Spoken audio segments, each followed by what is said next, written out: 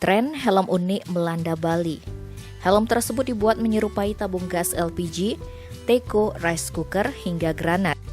Salah satu penjual helm online, Supriyadi, menuturkan, tren helm berbentuk unik ini terjadi sejak seminggu belakangan seiring respon masyarakat. Selain menyerupai bentuk barang-barang rumah tangga, ada juga bentuk-bentuk lain yang bisa dipesan sesuai keinginan. Helm tersebut diproduksi perajin rumahan di Jakarta. Kalau soal SNI, Supriyadi yakin melampaui batas SNI karena terbuat dari fiberglass, bukan plastik seperti helm pada umumnya. Soal harga, aku Supriyadi bervariasi tergantung motif. Helm motif LPG dijual Rp325.000. Untuk model rice cooker dan granat dijual Rp350.000.